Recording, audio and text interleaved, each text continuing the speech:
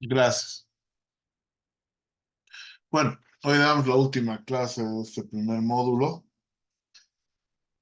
y vamos a dar la segunda parte del manejo del expediente clínico.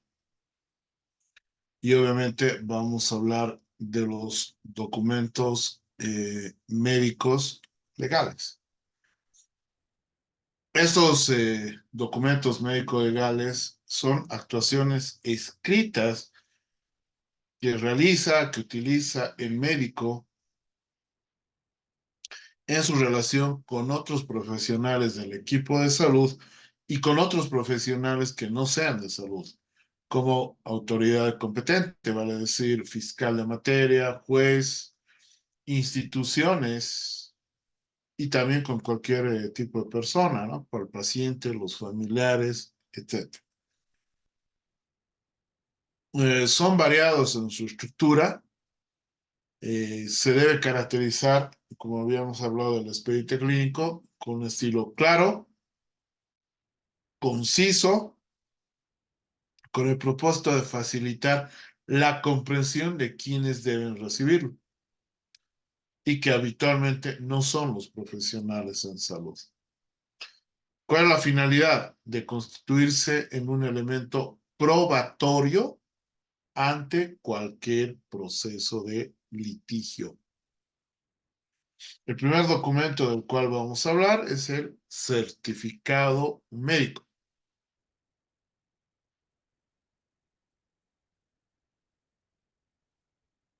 El certificado médico eh, es un documento que, que da constancia escrita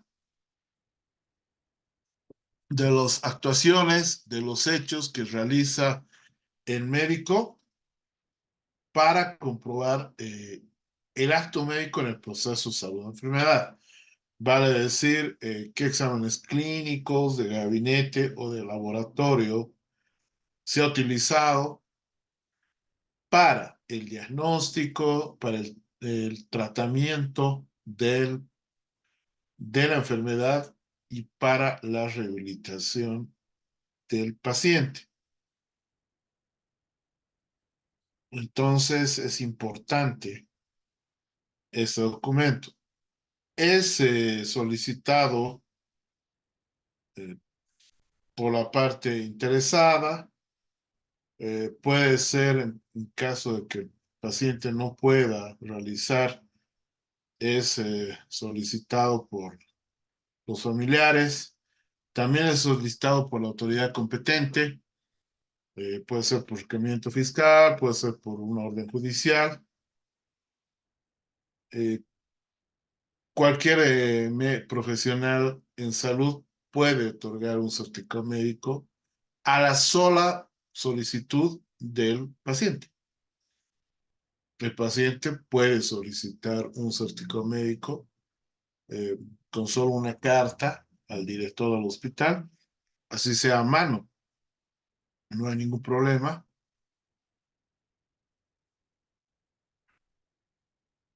Entonces, el certificado médico da constancia de los actos realizados por el médico en el proceso de salud o enfermedad, exonera del secreto médico porque no sabemos cuál es el destino que va a llevar este certificado, no es copia de la historia clínica ni del expediente clínico, no va dirigido en nadie en particular.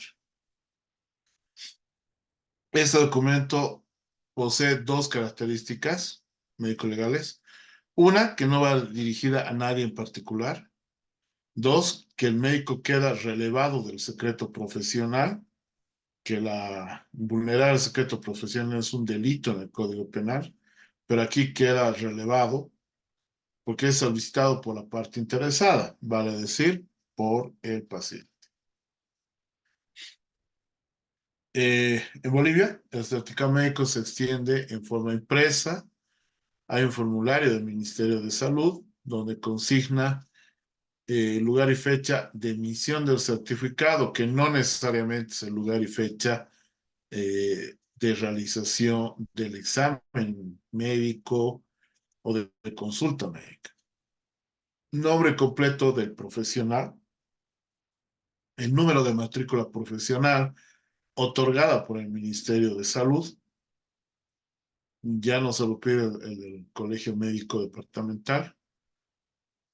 El texto que se propone puede ser el médico que suscribe certifica que haber realizado el examen físico a señor Juanito Los Palotes, de 70 años de edad, según cédula de identidad número tantos, en 8 de enero del 2024, a horas 22. El cuerpo del certificado debe incluir la signo-sintomatología encontrada y la no encontrada, pero que nosotros esperábamos por la anamnesis, ¿no es cierto?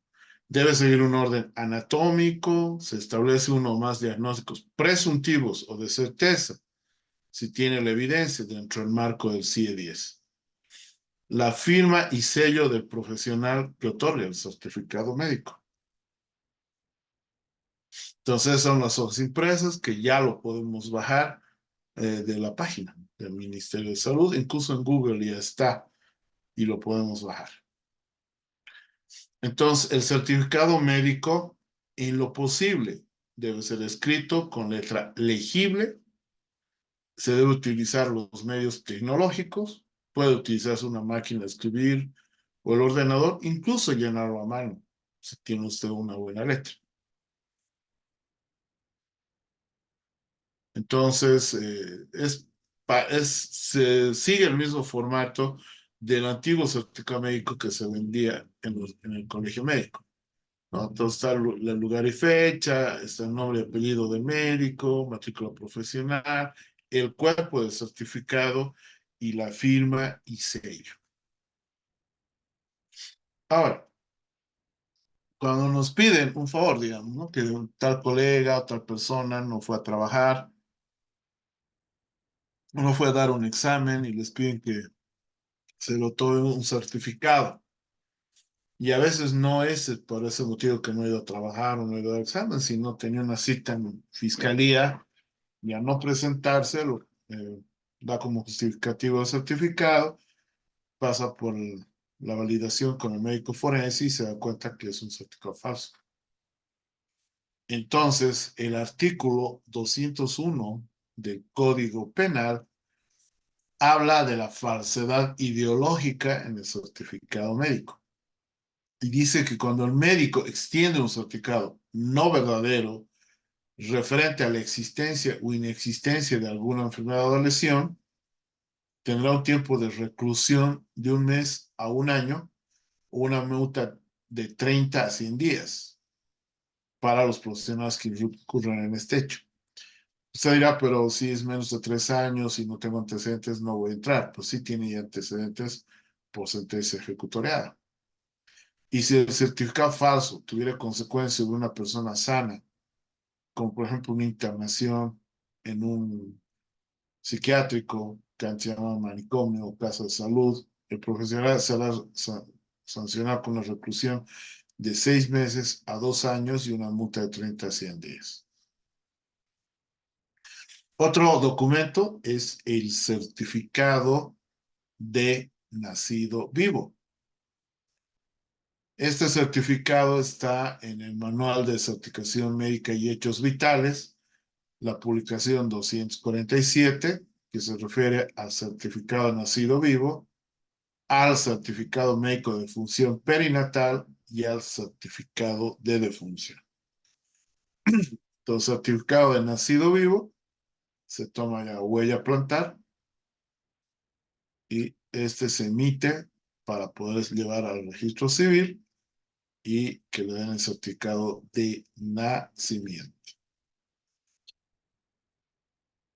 Entonces, ¿quién debe llenar el certificado de nacido vivo? Para los nacimientos en establecimientos de salud del primer nivel, el certificado de nacido vivo es llenado por el profesional en salud que atendió al recién nacido durante el parto, no el que atendió a la madre. Entonces puede ser el médico general, la licenciada en enfermería, el auxiliar de enfermería, pero es inmediatamente después del nacimiento o dentro de las 24 horas de ocurrido el evento. En establecimientos de salud de segundo nivel y de tercer nivel, el certificado de nacido vivo es el profesional que atiende al recién nacido durante el parto. En segundo nivel, el pediatra. En tercer nivel, el neonatólogo. Inmediatamente después del nacimiento o dentro de las 24 horas de ocurrido el mismo. No dice que se espere hasta el siguiente turno. En caso de que no se cuente con un profesional neonatólogo o pediatra, las 24 horas del día, el certificado de nacido vivo deberá ser llenado por el personal de salud que atendió al recién nacido durante el trabajo de parto. Muy bien. El certificado de nacido vivo, entonces, en el segundo nivel lo hace el pediatra, en el tercer nivel el neonatólogo y en el primer nivel el médico general o el personal de salud que atiende al recién nacido. Máximo se debe emitir a las 24 horas. En esta normativa también vamos a hablar del certificado de función, que debe certificar la causa y la forma de la muerte. Lo puede llenar cualquier médico cuando fallece dentro de un establecimiento de salud. En caso de muerte domiciliaria sospechosa, solo puede ser el médico forense. Y el médico tratante tiene un plazo hasta 7 días de poder ser el que dé el certificado de función. Entonces, el siguiente documento del cual vamos a hablar es el certificado de función. Dentro de la patología forense, certificar la causa y la manera de la muerte constituye la principal responsabilidad del médico. Para tales efectos, el certificado de función lo puede extender cualquier persona de salud. Es un documento obligatorio que extiende el médico de planta o el tratante o el que haya presenciado la muerte, ya al interior de un establecimiento de salud. Obedece a un formulario expreso cuya copia queda en el expediente clínico. Muy excepcionalmente puede ser extendido por otro médico distinto al que sea el tratante, siempre que le conste el fallecimiento o que hubiese atendido en los últimos momentos o que haya presenciado la muerte del paciente o que le conste el fallecimiento del paciente. En caso de muerte sin asistencia médica, de muerte domiciliaria, de muerte sospechosa de delito o muerte por violencia o muerte en vía pública, el certificado médico de defunción solo puede ser extendido y firmado por el médico forense. Después, obviamente, cumplir los procedimientos que establecen la normativa. Ahora, el certificado médico de causa de defunción ya está recomendada y normada por la Organización Mundial de la Salud, que consta de dos partes. Una primera, que es causas determinantes, el ADC, y una segunda, que es las causas contribuyentes. Entonces, dentro de las causas determinantes, hay una asociación de causas, ¿no? Por ejemplo, el A, que es la causa directa, B, que es la causa intermedia, que tiene implicaciones en la enfermedad que va a llevar a la muerte, y C, que es la causa básica de la muerte, es la enfermedad fundamental que llevó a la muerte del paciente. Después tenemos las concausas, o son los estados significativos. Son estados patológicos significativos que contribuyeron indirectamente a la muerte del paciente. Entonces tenemos ahí el certificado de función y tenemos en el reverso el instructivo de llenado del mismo. Aunque ahora sabemos que ya tenemos un programa como el CICE en el cual podemos llenar el certificado de función. Otro documento del cual vamos a hablar es la receta médica. La receta médica, que tiene dos funciones, bueno, perdón, dos componentes, la prescripción, que son las referidas a indicaciones por el profesional de salud al paciente, y la proscripción o contraindicaciones que deben ser aclaradas al paciente. Entonces, la receta médica o prescripción médica constituye un documento legal que avala la dispensación bajo prescripción facultativa, eh, cuyo fin es terapéutico, emite el médico tratante o el médico interconsultado. Hay un formulario institucional para la receta. Debe ser llenado con letra claramente legible. Debe consignar los siguientes datos: el nombre completo del paciente, el nombre genérico del medicamento prescrito, vía y cuidados especiales para la administración, concentración y dosificación, frecuencia de administración en 24 horas y la duración del tratamiento. Debe haber precauciones especiales para la administración del producto o productos que han sido prescritos, indicaciones especiales que se debe dar al paciente y los datos de identificación del prescriptor, vale decir, nombre completo, firma, matrícula profesional y, si fuera el caso, del colegio médico, ¿no? Entonces, entendemos que la prescripción es un término que se refiere a la indicación del profesional o técnico que está a cargo del paciente, que debe ser anotado en el expediente clínico, debe ser ya sea con fines de diagnóstico o terapéuticos. Es extensivo las indicaciones que puedan anotarse en la epicrisis del expediente clínico, en los certificados médicos, en informes y recetas. Deben ser claramente informadas, explicadas al paciente para su cabal cumplimiento.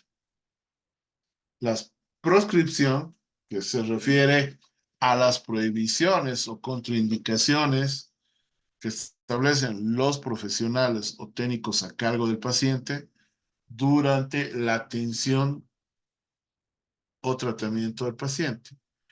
De igual forma que la prescripción debe ser claramente informada, explicada al paciente para su cumplimiento. Ahora, en la verificación, enfermería debe establecer la fecha de vencimiento de los fármacos antes de ser administrados. Debe señalar o velar el cumplimiento que indique el nombre genérico del medicamento, la forma de presentación, la dosis, la vía y los cuidados especiales para su administración. Para aquellos fármacos que pueden provocar reacciones alérgicas, otras formas de intolerancia, que tuvieron que haber sido conocidas o advertidas en la literatura científica internacional. Ese es un formato de un recibo recetario anterior del SUS. Ese es otro recibo recetario, donde están los diagnósticos de acuerdo a prestaciones administrativas, que no necesariamente son los diagnósticos clínicos, ¿no? De acuerdo a la prestación que se va a solicitar.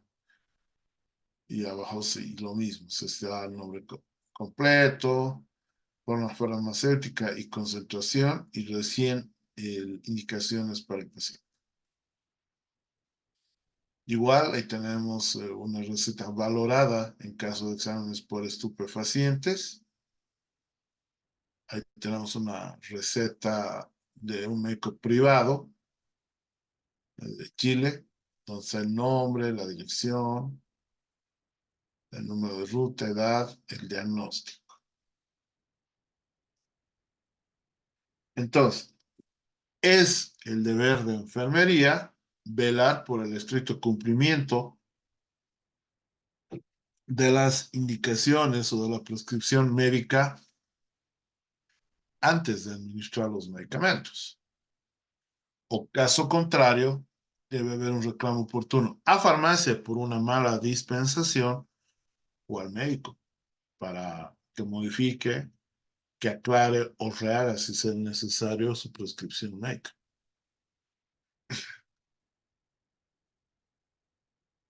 Entonces, ya la anterior clase y la de ahora, a manera de las conclusiones, primero, el recurso humano que está involucrado en el equipo de salud tiene la responsabilidad en la elaboración, en la actualización y en el buen manejo del expediente clínico.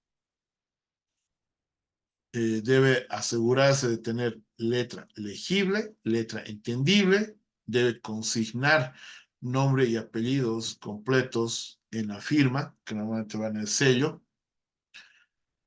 Debe haber orden, pulcritud del archivo, lo que puede resultar de un beneficio adicional en un momento de litigio.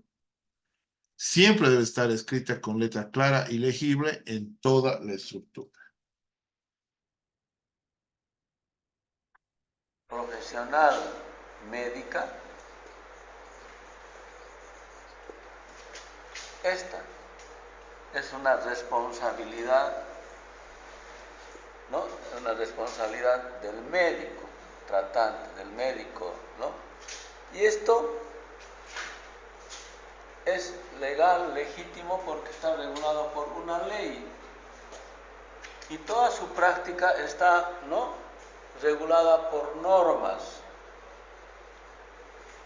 ¿Cuál es la ley, doctor?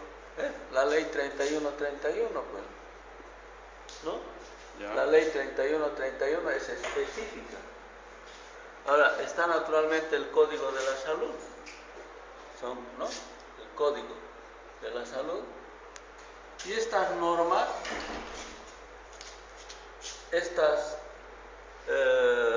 disposiciones legales, estos reglamentos que están basados en protocolos de ejercicio de la profesión. Entonces, por lo tanto, el primer elemento es que la práctica médica es una práctica legal, es una práctica legítima, es una práctica normada. Cuando hablamos de mala práctica, es porque no se ha cumplido esta parte la observancia de las normas y los protocolos. Eso es la mala práctica. Cuando no hay, entonces, ¿qué es lo que normalmente, a qué le llamamos mala práctica? A la no observancia de esta normativa, a la no observancia de las normas, de los reglamentos, de los protocolos, ¿no? Que es un tema evidentemente de responsabilidad personalísimo. Eso. Para hacer esto, naturalmente, solamente que tenemos título, estamos autorizados legalmente, tenemos formación integral, ¿no? Tenemos formación técnica, tenemos formación académica, ética, moral, de principios de la vida. ¿Por qué es así? Entonces, ¿por qué decimos que no debe haber una ley de la mala praxis? ¿Por qué es negar este principio? ¿Por qué está incorporado en la norma del 3131 en la mala praxis? Porque no se ha cumplido este principio, esta ley, esta regulación, ¿no? Por eso que no puede haber una ley que esté basado en lo negativo, en la negación de este principio de la responsabilidad del bien común, del hacer, ¿no?, del hacer el bien a la sociedad. No puede haber, por eso que los médicos no es un tema de protección, no es un tema de defensa, no, es un principio. No podemos estar de acuerdo a que se haga una legislación, ¿no es cierto?, porque desnaturaliza este principio histórico, este principio de la vida que viene pues desde la misma vida del ser humano. Si los periodistas hicieran nada más una revisión desde los griegos hasta nuestro tiempo, van a ver cómo ha evolucionado los principios legales, normativos, éticos, morales, de todo, pero el principio ético, moral y el respeto a la vida ha permanecido como principio desde Hipócrates. ¿Debe o no debe haber una ley de la mala praxis? No debe haber mala praxis. No debe haber una legislación tomando en cuenta lo negativo. No puede haber una legislación lo negativo. Ahora, esta mala praxis que tiene tres componentes básicamente, que está en la 31-31, que es negligencia, impericia y imprudencia. Esto está plenamente establecido que a través de un proceso de evaluación, de seguimiento, de análisis, que es la auditoría médica externa, es la que es hecho por auditor acreditado, no es cualquiera, es responsabilidad del SER. Esta conclusión de la auditoría externa, si existe indicios, entra al proceso para la investigación, a la fiscalía, y la fiscalía pasará al Poder Judicial si sigue que encuentran indicios. Y en la justicia, pues, la justicia hace la investigación en el marco de lo que establece el Código Penal o el Código Civil. Pero antes, en la mala praxis, en esta parte de lo que es el 31-31, para que vean que no es una ley ni protectora, ni parcial, ni encubridora, ni nada, sino es una ley de regulación del ejercicio de la profesión médica, ha quedado incorporado en un capítulo casi del 50%, que son los derechos de los pacientes.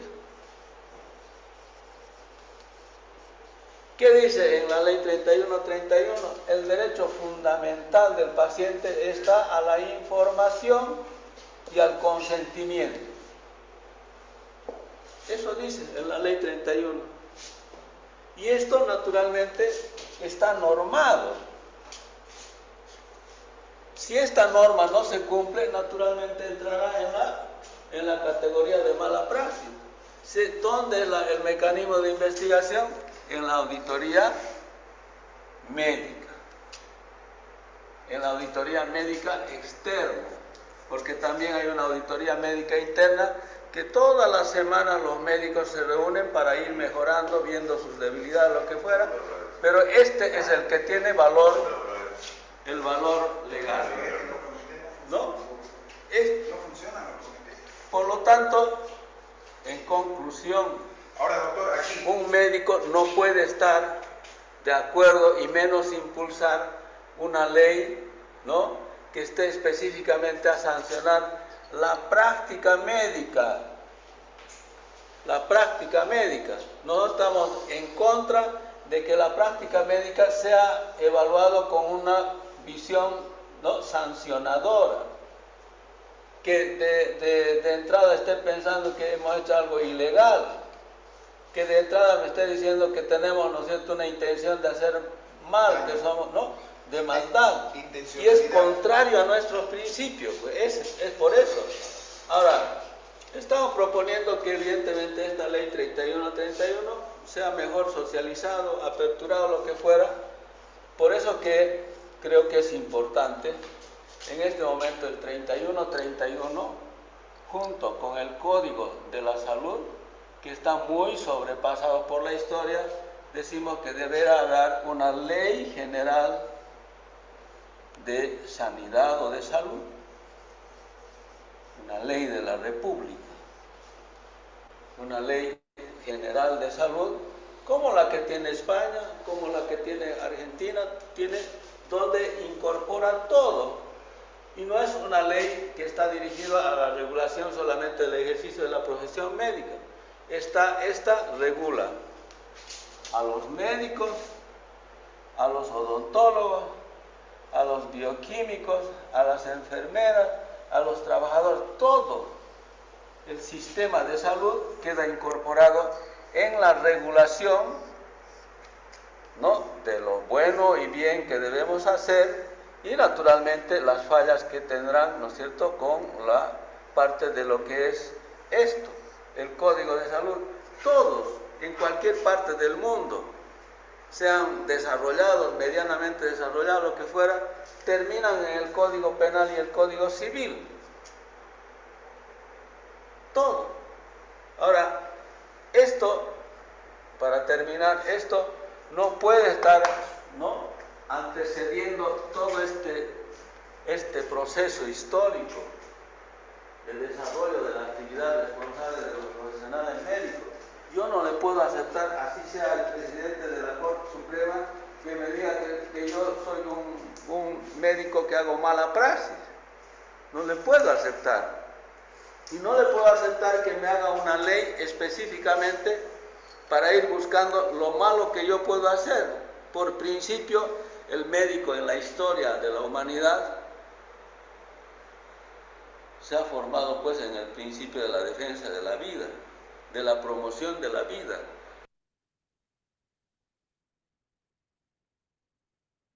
Muy bien, entonces, dentro de las conclusiones, debemos implementar la uniformidad de la normativa de la actividad médica, por supuesto. Debemos socializar la normativa o legislación vigente del ejercicio profesional de salud para enriquecer la lex praxis, sí. Se debe introducir en las materias de bioética y derecho médico en la currícula de las carreras de medicina, de derecho en realidad de las carreras de salud. Incluir los procesos en los procesos de acreditación de hospitales, un servicio de quejas, unidades médico-legales hospitalarias. Hay que ver si conviene penalizar la mala praxis médica y tener un seguro para la reparación del daño civil. ¿Y qué reflexión nos lleva tanto la anterior clase y la de ahora para entrar en la segunda unidad sobre la auditoría? Que el expediente clínico es una prueba principal en casos de juicios por supuesta mala praxis profesional. Entonces, el buen manejo de este expediente clínico nos puede liberar o nos puede hundir en un proceso de litigio.